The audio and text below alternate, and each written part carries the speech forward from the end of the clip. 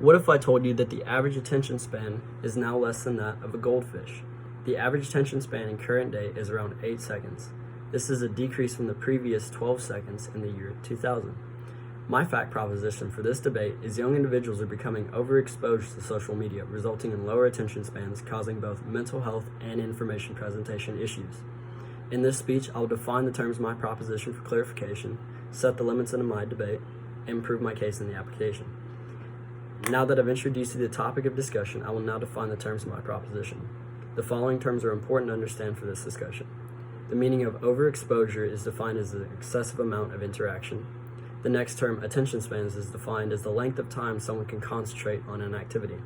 The last term, which is also important, information presentation, as stated, is defined broadly as ways information is displayed and introduced to individuals and how these individuals comprehend it.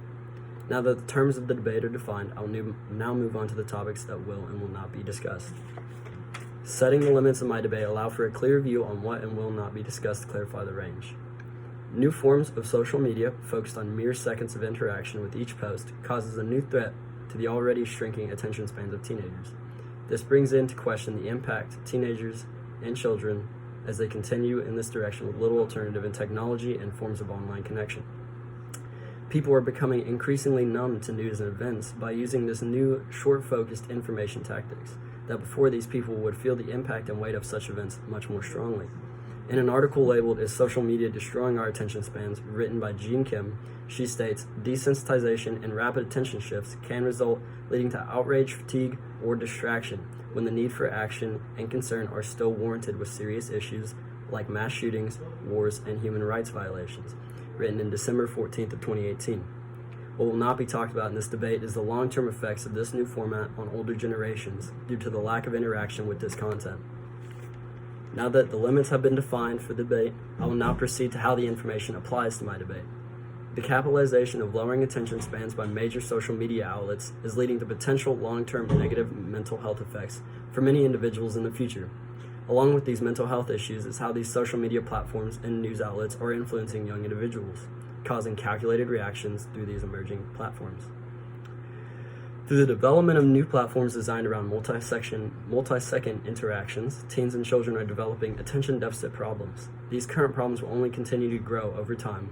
Sophie Valentine says, brain development in a world of fast and transient action might accustom to operate over short timescales, in an article titled "The Goldfish Effect: Why Social Media Shortens Our Attention Spans." This can lead to adverse effects in the future for many life skills and mental health issues. The trade-offs of this new reality are multitasking seems to be improving, but concentration of a single task is declining.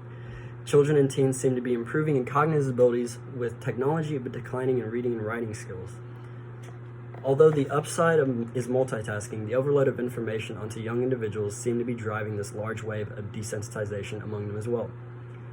News outlets and advertisers are aware of these behavioral patterns and are taking advantage of the young, malleable brain. This brings into question how easily young adults are being influenced due to quick interaction with content without enough time to process and cross-reference for accuracy.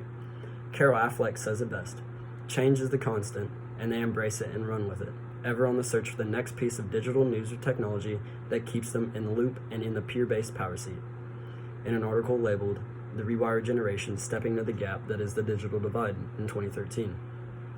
Now that I've introduced my proposition in detail, I will now conclude with the following points.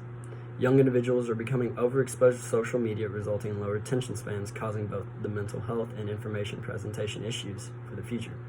The terms have been defined, the limits set, and my argument for my case has been divided. The range of effects from modern social media impacts on young adults have yet to fully be realized, but there are already telltale signs that people should be wary of for the health of their mind in the future and how much influence these platforms hold over them. Thank you.